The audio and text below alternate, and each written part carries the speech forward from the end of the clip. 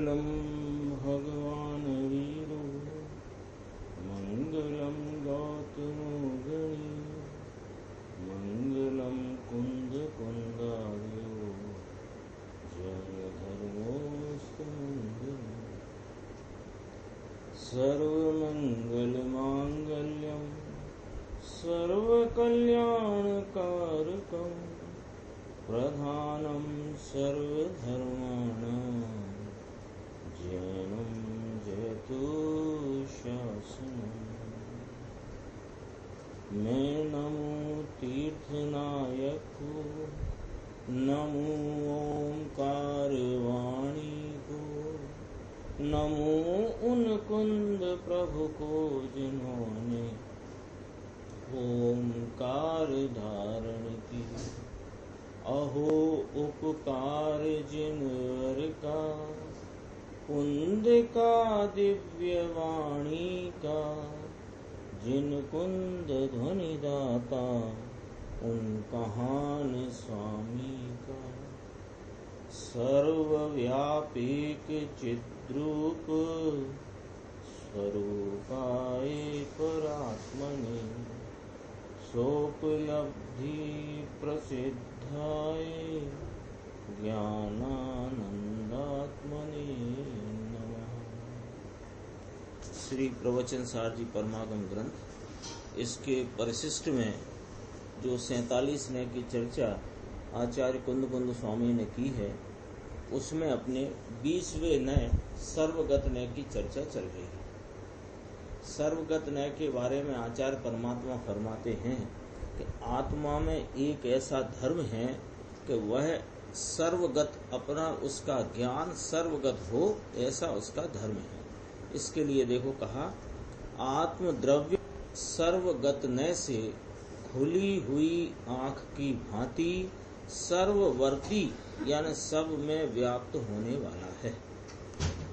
खुली हुई आँख का यहाँ उदाहरण दिया और उससे इस आत्मा के ज्ञान की सामर्थ्य ऐसी है कि यह ज्ञान सब ही पदार्थों को जान ले। ऐसी सामर्थ्य, तो वह सामर्थ्य का क्या स्वरूप है कि वह सब पदार्थों को जानता है। जैसे खुली हुई आँख सब पदार्थों में व्याप्त हो जाती है, इस प्रकार 121 पेज पे अपन देखते हैं।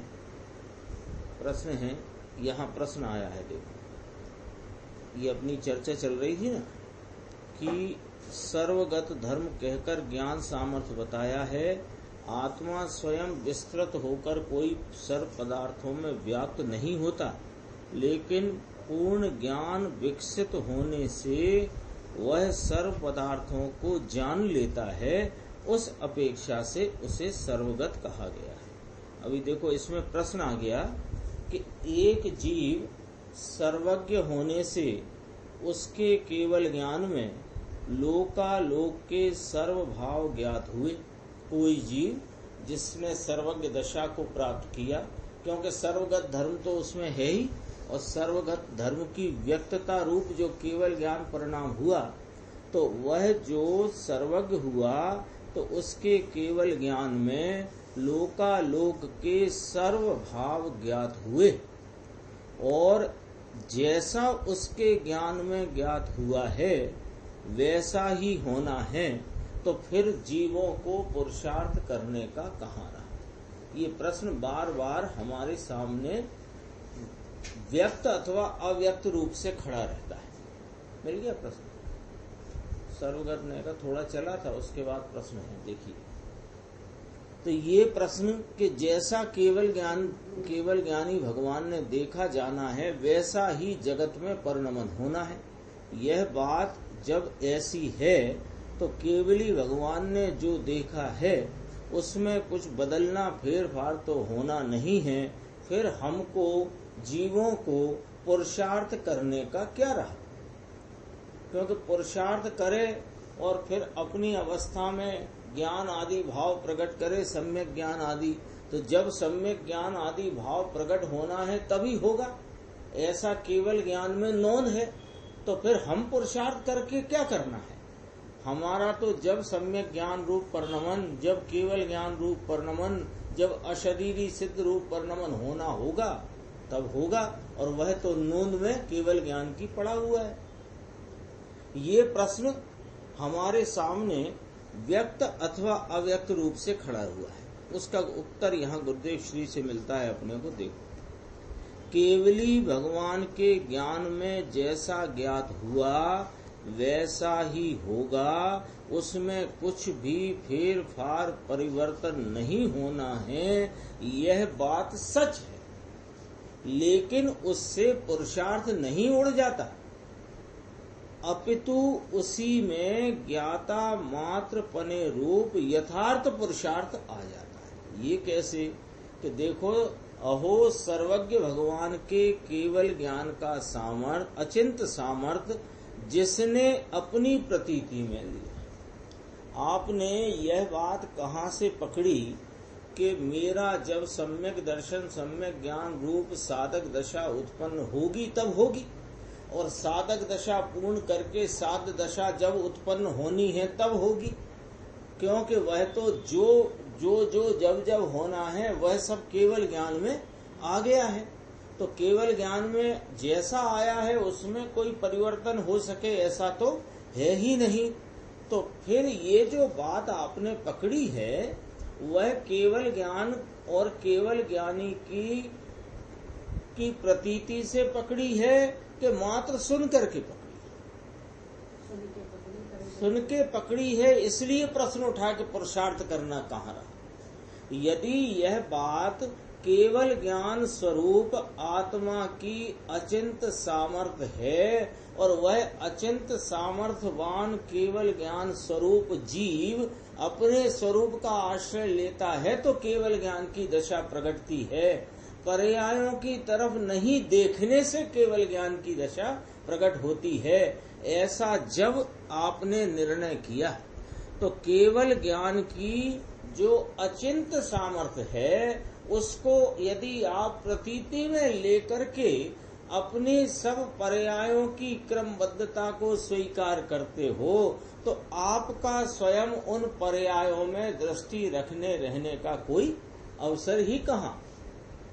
फिर दृष्टि कहाँ आएगी कि वह तो इस ज्ञाता स्वभाव पर आएगी जो ज्ञाता स्वभाव सर्वगत धर्म वाला तीनों काल में ऐसे धर्म को धर करके पड़ा हुआ है, वहां आएगी। देखो, सर्वज्ञ भगवान के केवल ज्ञान की अचिंत सामर्थ्य जिसने अपनी प्रतीति में लिया उसे अपने ज्ञान स्वभाव की ओर का अपूर्व पुरुषार्थ आ जाता है। यही पुरुषार्थ है।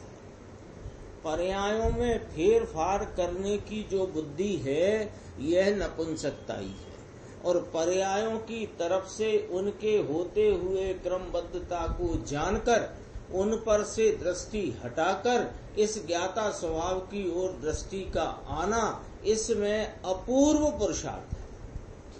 भगवान को केवल ज्ञान प्रकट हुआ है। आपने कहा ना, केवल ज्ञान में जो हमारा जैसा परिणमन है वह जाना। तो किसने जाना? केवल ज्ञान में जाना। तो केवल ज्ञान में किसने जाना? कि उस जीव ने जाना। तो वो जीव के केवल ज्ञान आया कहाँ से?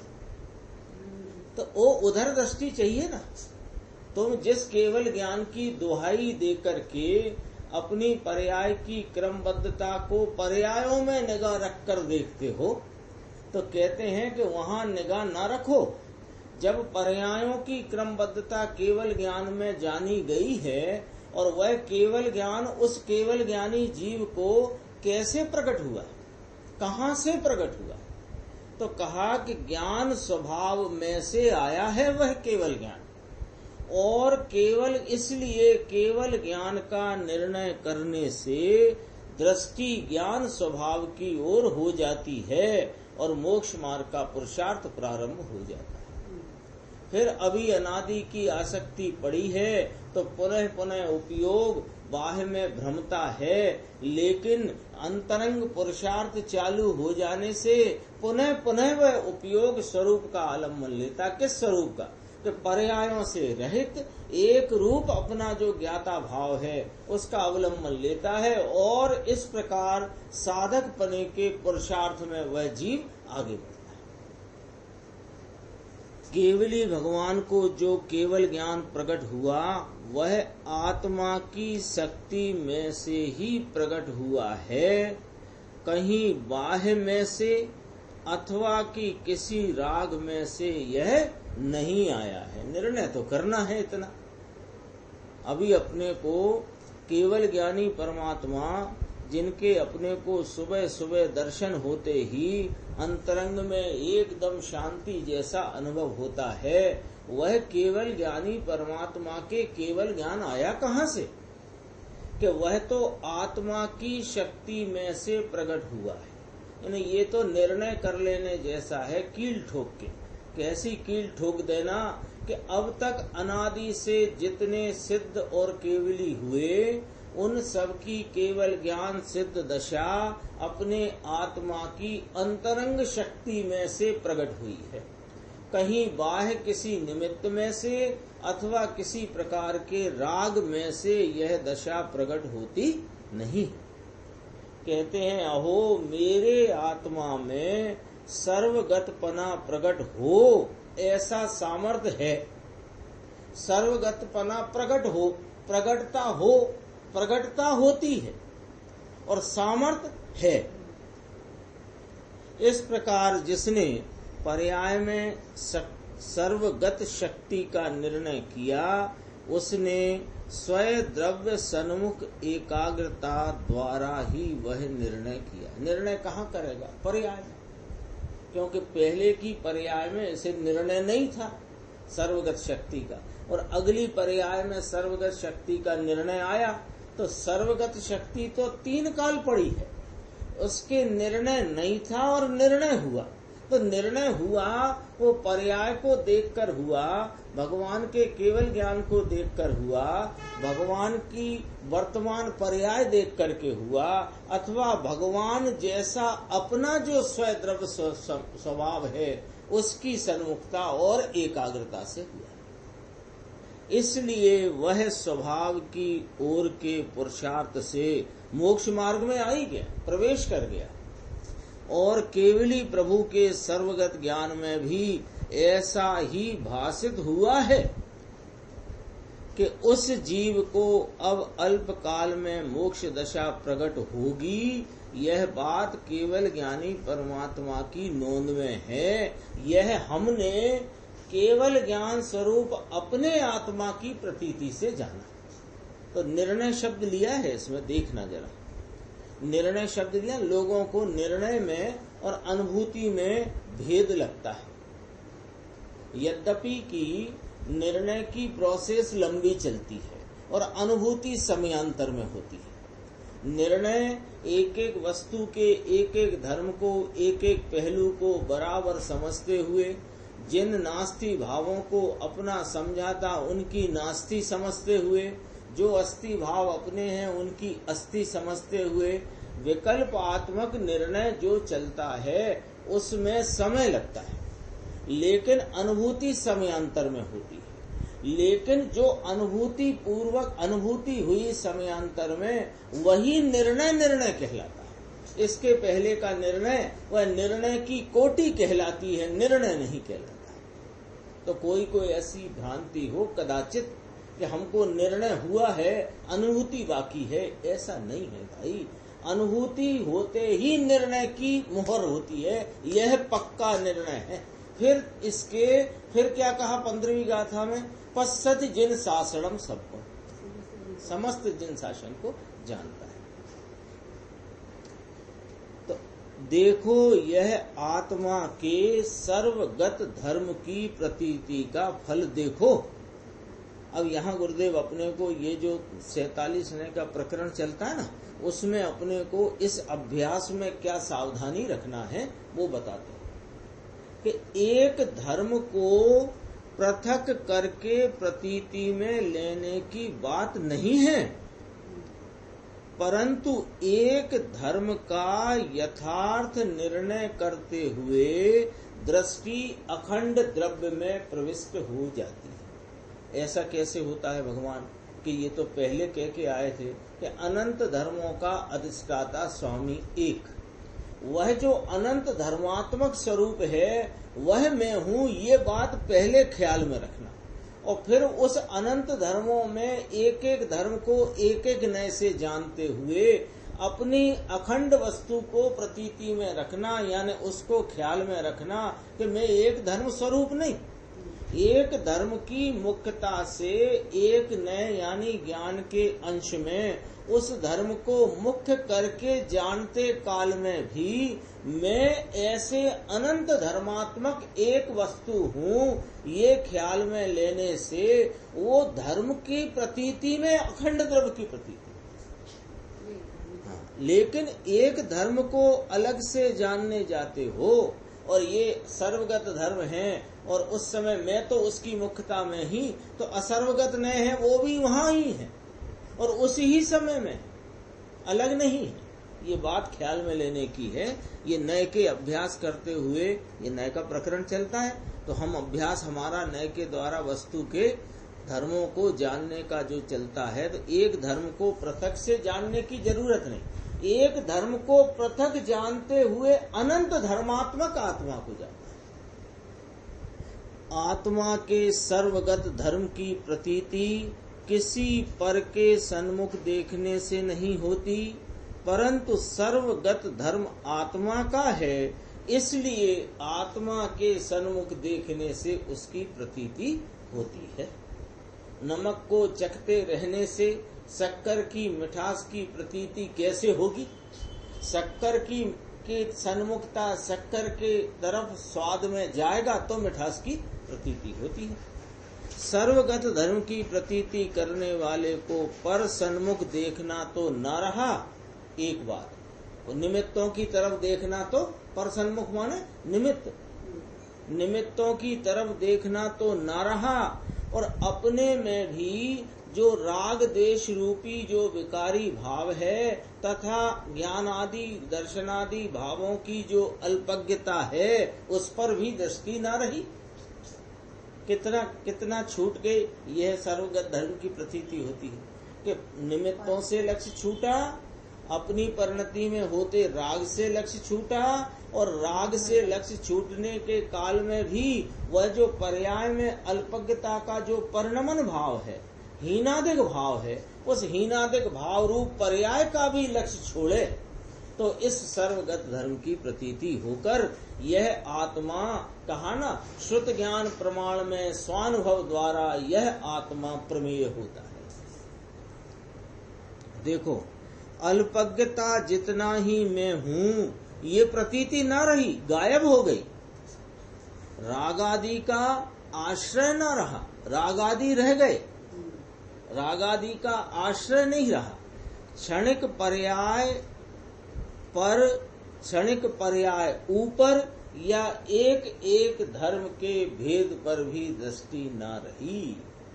यानी जब इस ज्ञाता स्वभाव सर्वगत धर्म को धरने वाले अनंत धर्मात्मक इस आत्म वस्तु की दृष्टि हुई तो उसमें किन की दृष्टि छूटी ये बताते हैं कि सारे ही पर निमित्तों की दृष्टि छूट गई, राग देश का आश्रय न रहा, मैं अल्पज्ञ रूप हूँ या अल्पज्ञता मात्र जितना हूँ, ये क्षणिक पर्याय रूप पर से भी दृष्टि छूटी, और जो अनंते गुण भेद धर्म भेद पढ़ते हैं उन भेदों पर से भी दृष्टि छूट जाती है। कोई अद्भुत गुरुदेव की व्याख्या आती है जिसमें प्रत्येक धर्म, प्रत्येक सूत्र, प्रत्येक गाथा, टीका, श्लोक का जब जब गुरुदेव श्री अपने को व्याख्यान करते हैं, उसकी स्पष्टता कराते हैं, तो वहाँ पर भेद ज्ञान की सुरभि, भेद ज्ञान की महक महकती ही रहती है। देखो, परंतु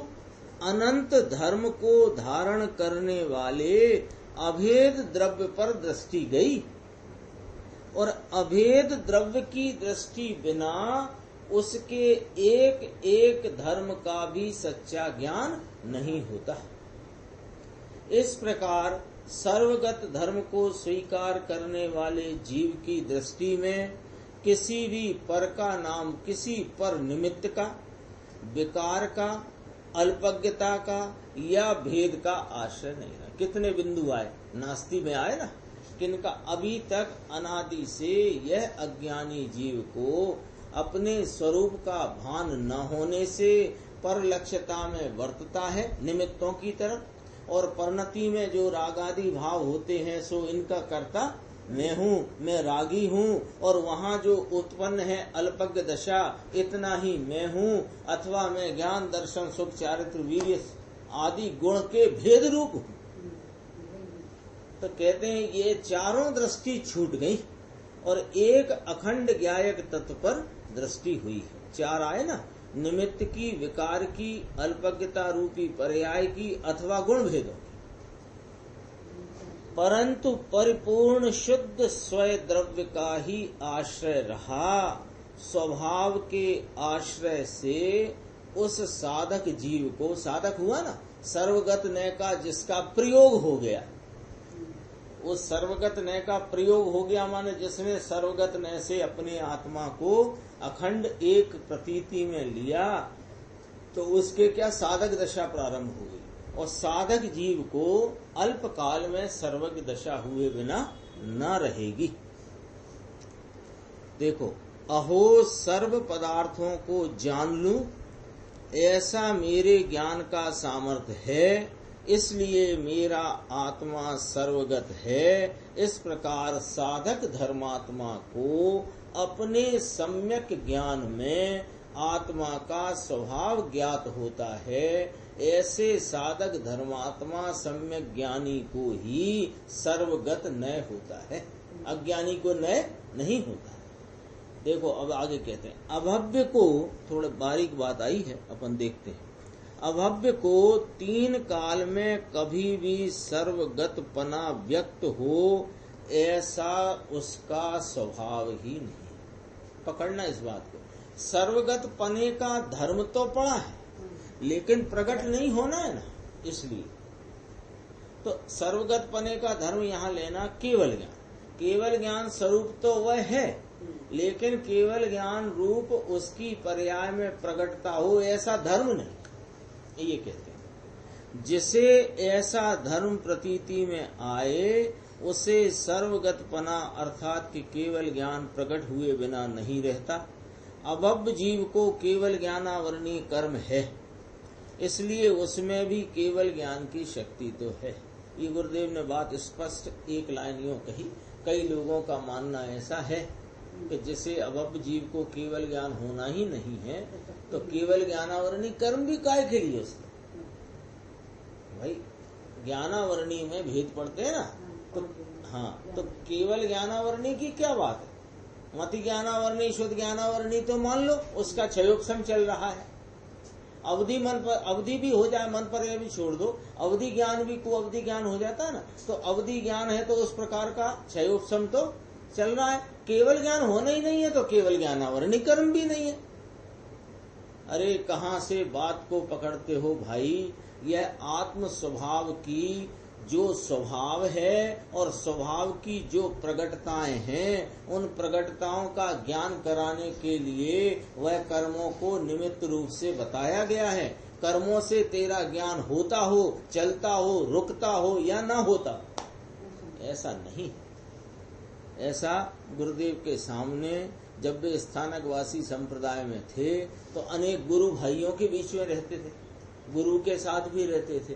तो गुरु भाई और गुरुओं के बीच में रहते हुए ऐसी चर्चा बहुत आती थी कि महाराज उन्हें केवल ज्ञानावरणीय और केवल दर्शनावरणीय कर्म की क्या जरूरत है, वो होना ही नहीं है। ऐसा नहीं है।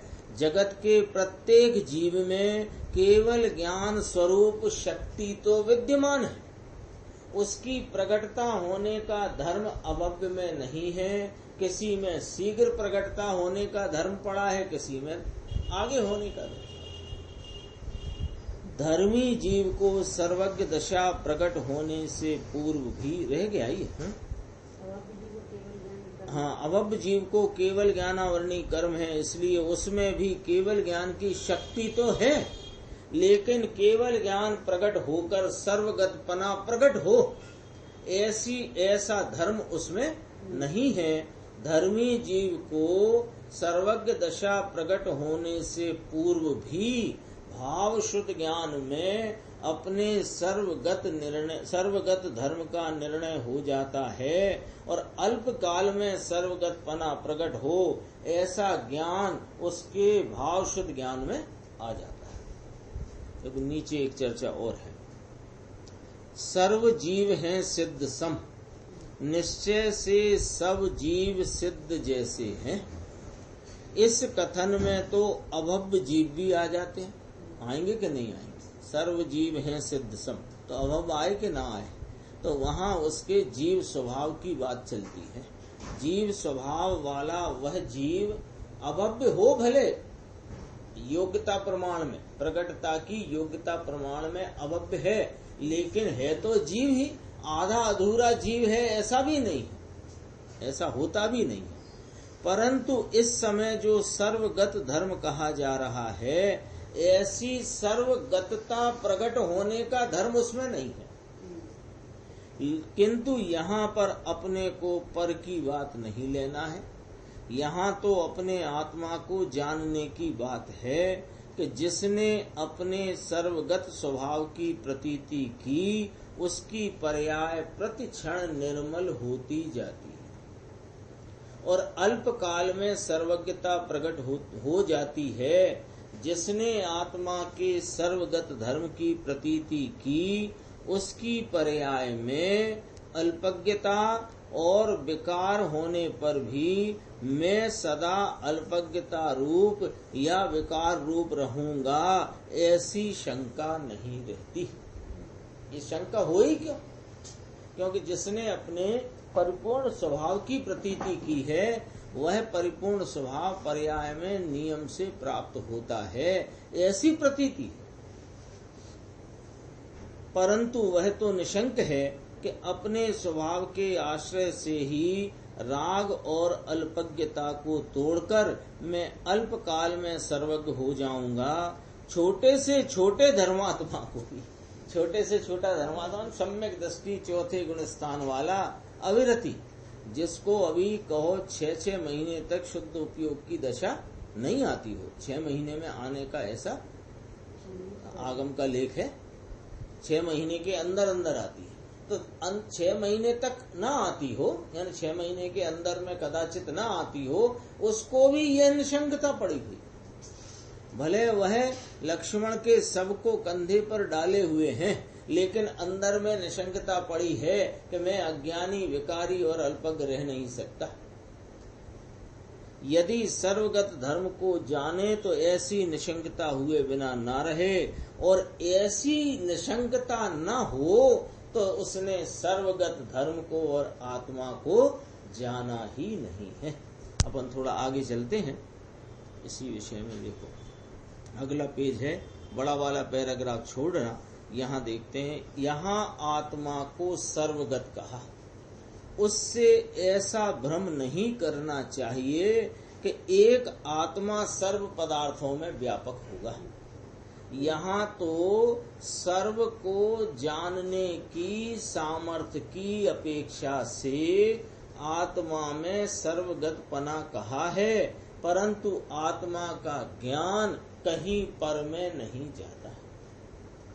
आत्मा कैसा है, अपने विस्तार आने जाने की बात है ना, तो अपन विचार करते हैं कि आत्मा अपने लोकाकाश प्रमाण असंख्यात प्रदेशी विस्तार में रहा हुआ है।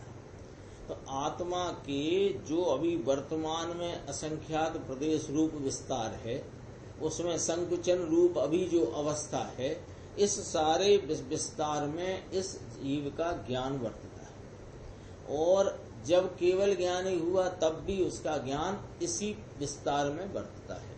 शुद्ध ज्ञान हो कि केवल ज्ञान हो, वह ज्ञान किसी को जानने के लिए यह अपने असंख्यात प्रदेश विस्तार के एक प्रदेश को भी छोड़कर नहीं जाता।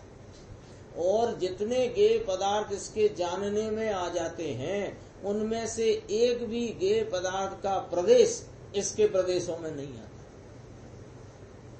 यहाँ तो सर्व को जानने की सामर्थ्य की अपेक्षा से आत्मा में सर्वगतपना कहा है, परंतु आत्मा का ज्ञान कहीं पर में नहीं जाता। उदाहरण जो दिया आचार्य परमात्मा ने कि जिस प्रकार चंचल मनुष्य की आंखें चारों ओर पहुंच जाती हैं, ऐसा कहा जाता है, परंतु आंख कहीं अपने में से बाहर निकल के पर में नहीं जाती। उसी प्रकार आत्मा का ज्ञान पर को जानते समय आत्मा में से निकलकर कहीं पर वस्तु में प्रविष्ट नहीं हो जाता, परंतु सर्व को जानने का सामर्थ्य है।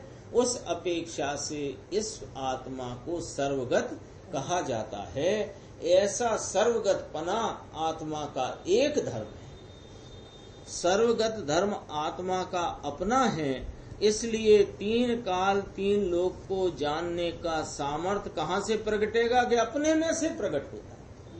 भाई ये धर्म अपना तो उसे जानने का परिणाम सामर्थ्य और उसकी प्रकटता कहाँ से होगी? यहाँ से होगी। ज्ञेयों में मेरे जानने का धर्म नहीं है, मेरे ज्ञेयों को जान लेने का धर्म मुझ में पड़ा। शरीर के सहनन के कारण अथवा के कर्म दूर होने के कारण आत्मा में सर्वगतपना अथवा कि जिसको केवल ज्ञान कहें, वह केवल ज्ञान सहनन के कारण से अथवा कर्म के अभाव के कारण आत्मा में प्रकट नहीं हुआ है। लोगों को लगता है ना, चार घातिया कर्म के दूर होने पर केवल ज्ञान प्रकट हुआ। यह बात निमित्त से बतलाई गई है, लेकिन इसमें सत्यता कितनी है कि जीरो सत्यता। ऐसे ही कहे कि वज्र वृषभ नाराज संगनन हो तो केवल ज्ञान हो, ये शरीर में तेरा केवल ज्ञान बस रहा है क्या भाई? अथवा ज्ञानावरणी दर्शनावरणी जो घाती कर्म हैं, उनमें तेरा ज्ञान बस रहा है क्या? तेरा ज्ञान तुझ में बस रहा है, तो वह जब पूर्णता को प्राप्त होगा तो तुझ में से होगा। आत्मा के ज्ञान सामर्थ्य का परिपूर्ण विकास हो जाने से वह सर्व को जानता है, इसलिए सर्वगत है। परंतु आत्मा कहीं क्षेत्र से सर्वगत नहीं है, क्षेत्र से तो असंख्य प्रदेशी ही है, परंतु सामर्थ्य से अनंत है। कहते हैं अहो आत्मा में ऐसा अचिंत ज्ञान सामर्थ्य है कि अपने स्वयं क्षेत्र में ही रहकर समस्त पदार्थों को एक समय में जान लेता है। तो इसका कहना है कि सारे जगत में उसकी आन वर्तती है। आन वान शान होता है ना, तो आन क्या है इसकी? इसका स्वरूप ऐसा है कि सारे जगत को एक समय में ये जान ले। तो सारे जगत में को जानने वाला को क्या कहते हैं? त्रिलोकीनाथ। त्रिलोकीनाथ कहते हैं ना, तो त्रिलोकीनाथ कहा, तीन लोक के नाथ कहा, तो तुझे ये भ्रम पड़ गया कि ये मैं उनका सेवक हूँ, वे मेरे नाथ हैं। ये चलता है ना, अन्य मतांतरों में इस प्रकार की बात चलती है कि वे तो तीन लोक के नाथ हैं। तीन लोक के नाथ क्यों? कि वे पूरे जगत को एक समय में अपनी ज्ञान अवस्था में अपनी ज्ञान सामर्थ्य से जानते हैं।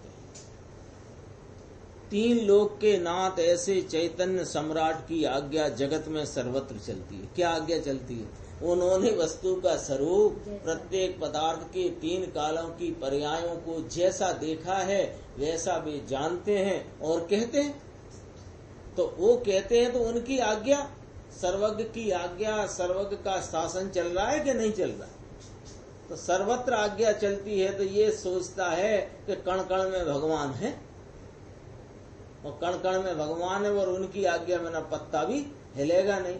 अरे उनके ज्ञान के बिना पत्ता नहीं हिलेगा, ये बात कहो तो समझ में आए। क्यों? कि जो पत्ता अभी हिला और कल नहीं हिला था, ये सब उनके ज्ञान का विषय है।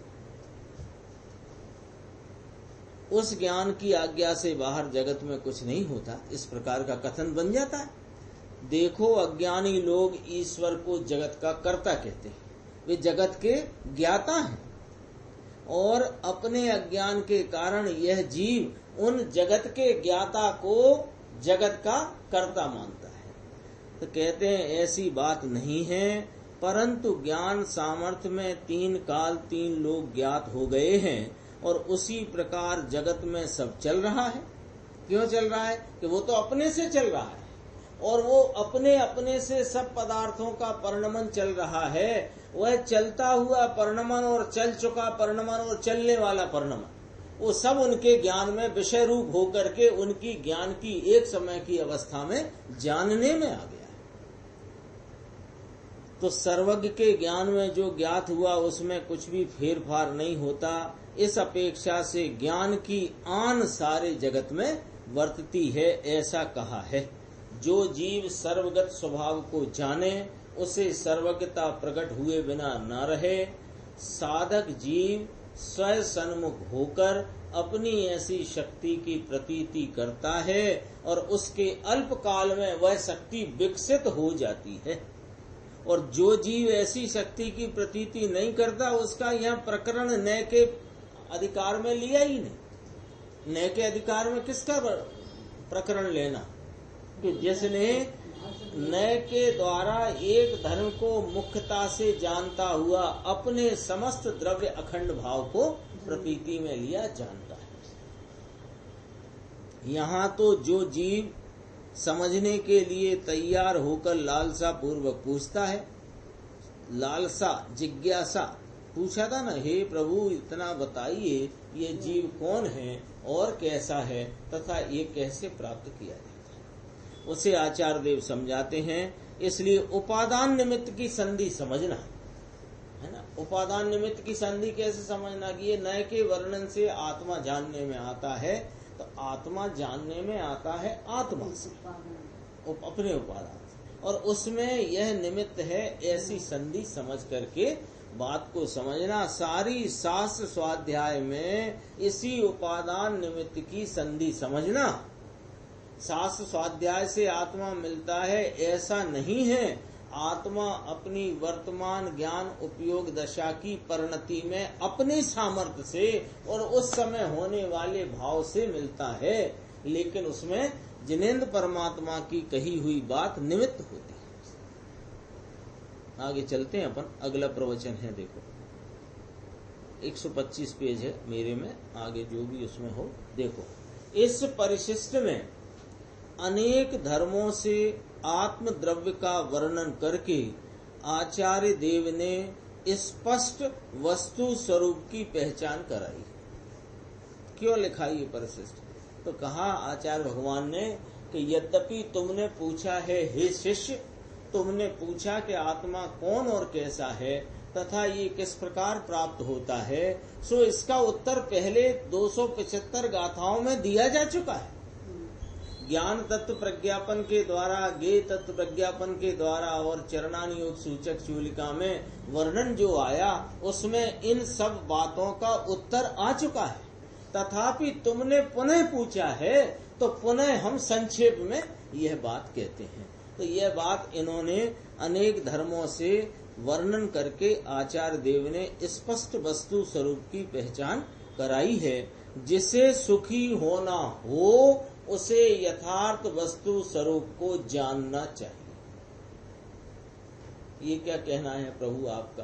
कि हमारा क्या, ये तो सर्वज्ञ का और समस्त आचार्यों का कहना है कि तुझे सुख चाहिए कि नहीं चाहिए। ऑब्जेक्टिव टाइप क्वेश्चन आंसर करते हैं आचार्य अपन से कि भाई तुझे वर्तमान में दुखी है कि सुखी, राइट का निशान लगाओ। तो आपने हमने लगाया दुखी, तो फिर तुझे सुख चाहिए कि दुख चाहिए? तो हमने उसमें ऑब्जेक्ट निशान लगाया कि सुख चाहिए।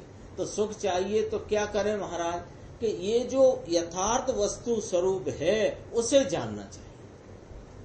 तो आपकी भक्ति करना चाहिए कि नहीं? मेरी भक्ति से नहीं मिलेगा। तो आपकी स्वाध्याय सुनना चाहिए कि स्वाध्याय से नहीं मिलेगा, लेकिन यथार्थ वस्तु स्वरूप जान लेना। कई लोगों को ऐसा होता है, कहने में आती है बात, कभी अपनी अपनी देखो, कभी बुखार चढ़ा हो ना तो स्वयं ही थर्मामीटर निकाल के अपन बुखार देख लेते हैं, किसी को कहने सुनने की जरूरत नहीं पड़ती। तो अपना अपना थर्मामीटर अपने पास लेकर के जरा विचार करना कि क्या हमको सुख चाहिए है और यदि सुख चाहिए है तो वो सुख का मार्ग बताने वाला कौन है और कहाँ मिलेगा? तो कहा देव गुरु शास्त्र के अतिरिक्त और कोई बताने वाला नहीं है, अथवा देव गुरु शास्त्र के अनुसरण में जिन्होंने आत्मा प्राप्त की है वे बताने वाले हैं, और तो कोई नहीं है। तो इतना जान करके यह बात अपने चित्त में रखना कि उनके बताने से नहीं मिलेगा मुझे मेरे स्वयं के परिणमन में परिणमन से मिलेगा। तो उनका उतना ही आश्रय रखना। किसी किसी को यूं हो जाता है कि जब उनके भरोसे बैठा है, अथवा उसे ये लगता है कि भैया सठ कर्माणी दिने दिने है ना, वो देव पूजा, गुरु उपासना, स्वाध्याय, संयम, तप, तो वो स्वाध्याय भी एक अंग है ना उस 6 आवश्यकों का, तो वो करना चाहिए। अथवा किसी को यूं लगने लगता है कि मुझे भैया बहुत शांति, कषाय की मंदता रहती है इसलिए सुनना चाहिए, अथवा ये लगता है कि दिन भर की हाय हाय से मैं बच जाता हूँ और हाय हाय में ये मेरे थोड़ा सा बल प्रदान कर देती है। भैया ये सब जिनवाणी का फल नहीं है, ये तो जिनवाणी के साइड इफेक्ट हैं। कषाय की मंदता होना, तेरे दिन भर में बेचैनी का कम रहना, उस समय परिणामों में आकुलता की कमी रहना, और उस समय अंदर भक्ति का भाव उठना, ये सब साइड इफेक्ट है। असली इफेक्ट वह तो अपने वस्तु स्वरूप को जानकर उसका अनुसरण करके उसकी प्रतीति और उसमें से उपजे अतीन्द्रिय आनंद का वेदन, ये है उसका फल जिनवाणी का। देखो, इसलिए सम्यक ज्ञान ही जैसा वस्तु स्वभाव हो वैसा ही जाने, तभी सच्चा ज्ञान प्रकट होता है, और सच्चा ज्ञान हो तभी उसके फल रूप सच्चा सुख प्रकट होता है। इसलिए सम्यक ज्ञान ही धर्म है, वही सुख है तथा वही शांति है। आत्मा का जैसा स्वरूप है वैसा ज्ञान में जाने। बहुत अच्छी लाइनें हैं, एकदम समझो उंगली पकड़ के जैसे अपने को ले चल रहे हो ऐसी बात है। देखो, आत्मा का जैसा स्वरूप है वैसा ज्ञान में जाने तो उसकी महिमा आए। अब ये राग की महिमा जानने में जुटा रहता है।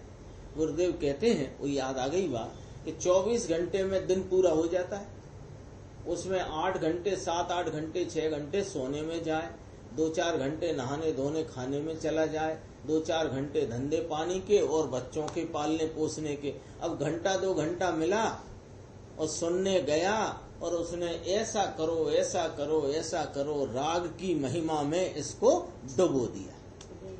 और आत्मा का स्वरूप जाने तो उसकी महिमा आए, और उसकी महिमा आए तो वर्तता ज्ञान आत्मोन्मुख हो। और इसलिए आत्मा और ज्ञान की एकता होने से वर्तता हुआ उपयोग, और यह अपना त्रिकाल उपयोग स्वरूप आत्मा, वर्तता हुआ उपयोग, ये अभी क्या चल रहा है, वर्तते उपयोग में राग की एकता कर रहा है। त्रिकाल उपयोग स्वरूप तो ज्यों का त्यों पड़ा हुआ है, लेकिन वर्तते हुए उपयोग में ये राग की एकता करके दुखी है।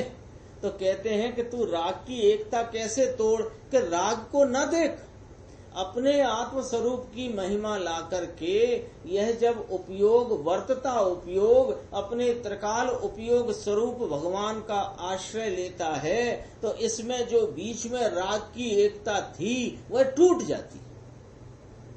कितना सरल मार्ग बताते हैं। उसका नाम सम्यक ज्ञान है और वीतरागता है। वही सुख का सच्चा उपाय है, वही मोक्ष मार्ग है, वही धर्म है। आत्मा का मूल स्वभाव जानने से ज्ञान और राग की एकत्व बुद्धि दूर हो। ले साहब फिर कहा, दोबारा से कही बात कि अनादि से इसको तकलीफ क्या है। जब जाए ना रोगी जाए डॉक्टर के पास, तो पहला काम है कि रोग क्या है। पहले इलाज नहीं होता है, पहले यह होता है कि रोग क्या है, और रोग जानने के बाद डॉक्टर और मरीज दोनों रोग जानते हैं। डॉक्टर जानता है, उस रोग को बताता है, तो वह मरीज भी उस रोग को जानता है। फिर डॉक्टर उपचार बताता है और मरीज उस उपचार का सेवन करता है। ऐसा ही है ना। तो हमारे डॉक्टर के पास हम गए, हमारे डॉक्टर ज्ञानी धर्मात्मा आचार्य परमात्मा, वे कहते हैं कि तेरे को भैया ये ज्ञान और राग की एकता का रोग लगा हुआ है। अनादि से तेरे को एक ही बीमारी है, तेरे ज्ञान का जो वर्तता परिणाम है ये संक्रमित हो गया है। कैसे संक्रमित है कि ये जो है राग की एकता से संक्रमित है। राग है राग में और तुम हो तुम में, लेकिन तुमको तुम्हारे स्वरूप का भान पहचान ज्ञान नहीं, तो वर्तते हुए राग में तुमने एकत्व रूपी जो संक्रमण हो रहा है वर्तमान वर्तमान वर्तमान पर्याय में, ये तुम्हारा रोग है। तो महाराज ये राग की एकता कैसे दूर हो, कौन कौन से राग को मैं हटाऊं और कौन कौन से राग को अभी चलने दूं, क्योंकि भूमिका अनुसार राग चलेगा ना साहब अभी तो कौन कौन सा राग चलाऊं और कौन कौन सा मिटाऊं, ये जरा आप हमें लिख दो। तो उन्होंने कहा हम यहाँ पत्ता नहीं लिख रहे हैं, हम तो तुम्हें ये राग की एकता तोड़ने का मंत्र दे रहे हैं। वो मंत्र ले जाओ और उस मंत्र का सेवन करो तो तुम्हारी ये अनादि की राग की एकता टूट जाएगी। क्या मंत्र का सेवन है कि यह आत्मा मूल स्वभाव से ज्ञाता दृष्टा आनंद स्वरूप निर्मलानंद पवित्र एक रूप रहने वाला सदृश परम पारनामिक भाव स्वरूप है। ये रागादि भाव औदयिक भाव स्वरूप हैं और इनके मिटने से उपजने वाली पर्याय छायक भाव स्वरूप क्षयोपसम भाव स्वरूप उपसम भाव स्वरूप है। इन सब का लक्ष्य छोड़ और एक अपने आत्म स्वभाव की महिमा ला करके उसके लक्ष्य में आ जा, तो ये राग का जो तेरी पर्याय में संक्रमण है ये दूर हो जाएगा। ओहो, आत्मा का मूल स्वभाव जानने से ज्ञान और राग की एकत्व बुद्धि दूर हो और ज्ञान तथा स्वयगेय नाम आत्म स्वभाव उसकी एकत्व बुद्धि हो, उसका नाम भेद विज्ञान अथवा के सम्यक ज्ञान है। आगे चलते हैं थोड़ा अपन देखो, नीचे का पैराग्राफ बीच का छोड़ देना। सम्यक रूप एक एक धर्म से आत्मा की प्रतीति करते हुए भी ध्रुव स्वभाव का ही आश्रय हो जाता है। ये कौन सी तरकीब बताई आपने, अभी बताई थी ना उपयोग से। हाँ, तो एक एक धर्म से आत्मा का स्वरूप जानना, पर कैसी आत्मा का कि अनंत धर्मात्मक अखंड आत्मा का।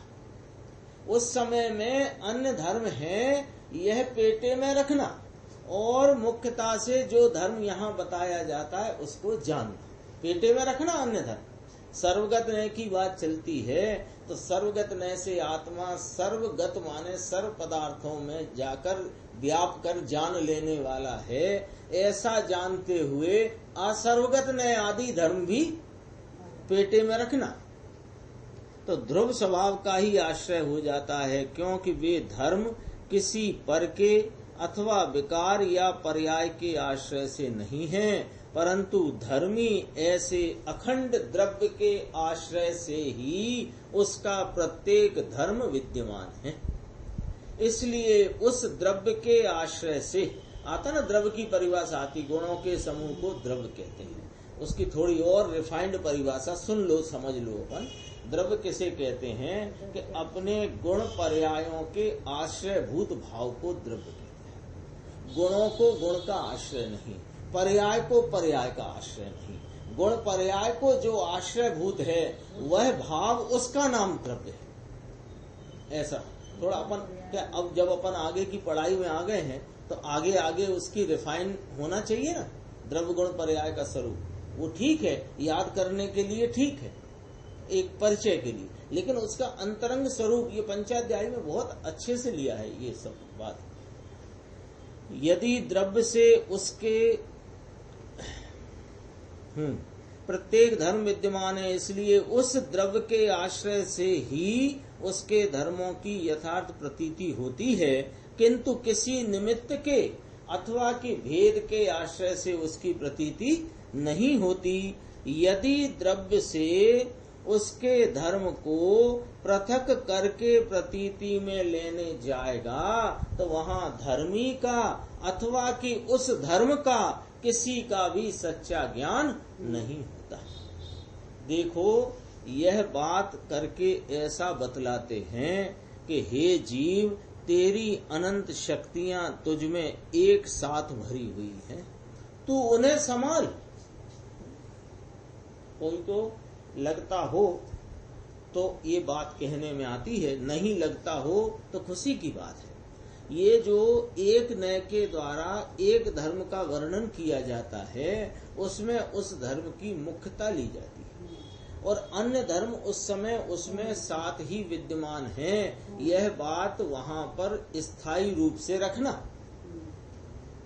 कोई यूं समझने लग जाए कि एक धर्म की चर्चा है तो इस नय से तो आत्मा ऐसा ही है, ये सम्यक एकांत खड़ा होता है ना कि आत्मा, जैसे अभी पीछे नय निकल गया, नित्य नय से आत्मा नित्य ही है, तो ये क्या है?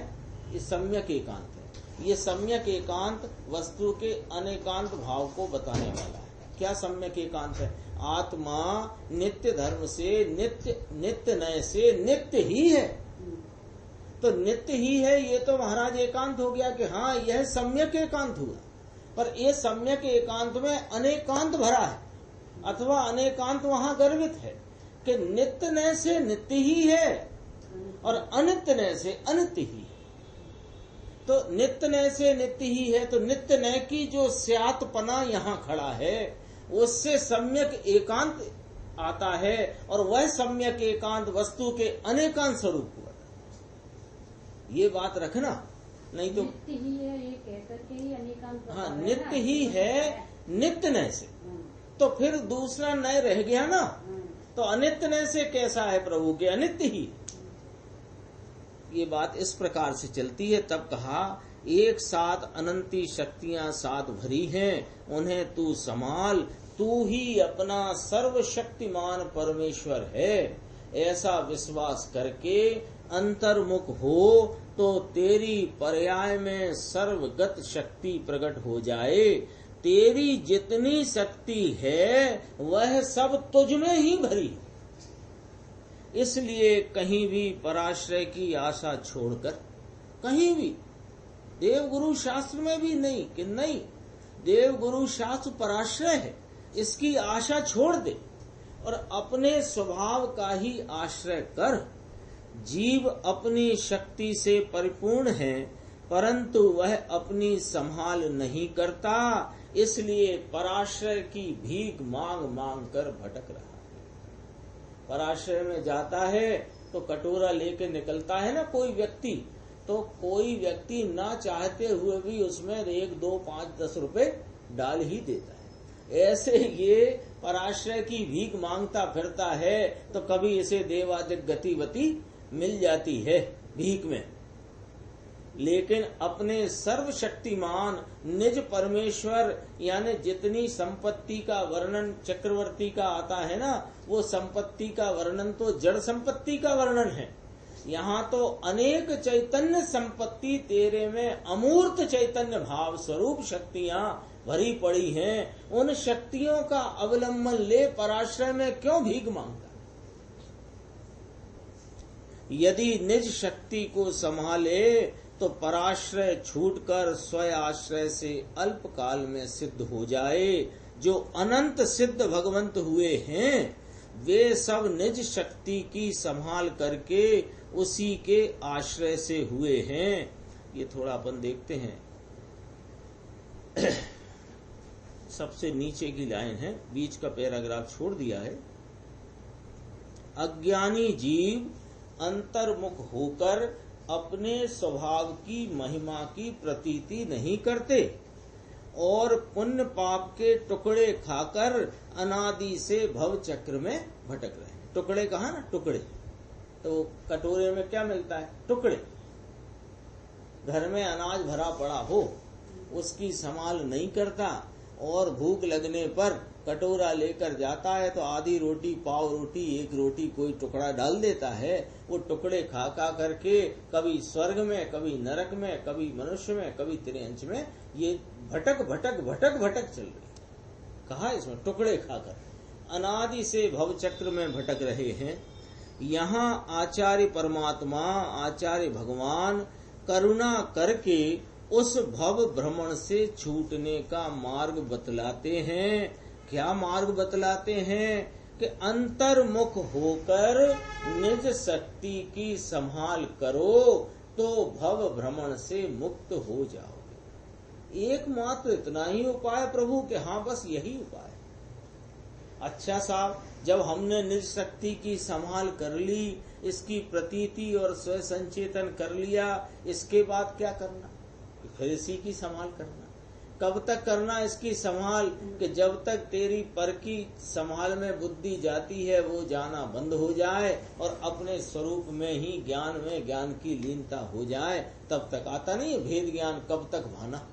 ज्ञान ज्ञान में जब तक पूर्णतया स्थिर न हो जाए तब तक। एक ही मार्ग है कि इतना सा मार्ग है, इतनी सी बात है कि तू स्वयं अनंत चैतन्य शक्ति का पिंड, खजाना, निधि का पिंड है, पुंज है, और उसकी संभाल कर पराश्रय को छोड़ दे। तो उसमें निज शक्ति की संभाल करोगे तो भव भ्रमण से मुक्त हो जाओगे। अंतिम पैराग्राफ अपन नीचे का पढ़ते हैं, 2 पैराग्राफ है नीचे। प्रथम जो जीव, उपाय की बात चल रही है ना, तो प्रथम जो जीव शुद्ध ज्ञान चक्षु खोलकर अंतर के चैतन्य निधान को देखे, उसके केवल ज्ञान चक्षु भी खुले बिना नहीं रहते। यहाँ कहा ना, खुली आंख की भांति यह आत्मा, जैसे खुली आंख सब में व्याप्ति है, ऐसे यह आत्मा सब पदार्थों को जानने रूप व्यापे, ऐसा सर्वगत धर्म आत्मा में है। तो धर्म तो है, पर उसकी प्रकटता कैसी है? केवल ज्ञान रूप, ज्ञान की परिपूर्ण खिलावट वाली अवस्था, वह सर्वगत पने की व्यक्तता है। इसलिए कहा कि पहले क्या करे, प्रथम शब्द लिखा गुरुदेव ने, पहले क्या करे कि पहले सब शास्त्रों को जानकर पंडित जी बन जाए, व्याकरण का वो ज्ञाता बन जाए। कि ना, प्रथम जो जीव शुद्ध ज्ञान चक्षु खोलकर अंतर के चैतन्य निधान को देखे, उसके केवल ज्ञान चक्षु भी खुले बिना नहीं रहते। इसलिए श्री आचार्य भगवान कहते हैं, हे भाई, तू अपने ज्ञान नेत्रों को खोल और अपनी आंख खोलकर चैतन्य निधान को देख।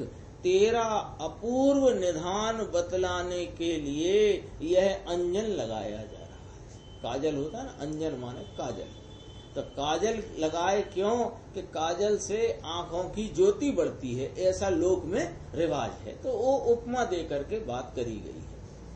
शुद्ध ज्ञान अनंत किरणों से जगमगाते हुए सूर्य के समान है। कौन? शुद्ध ज्ञान।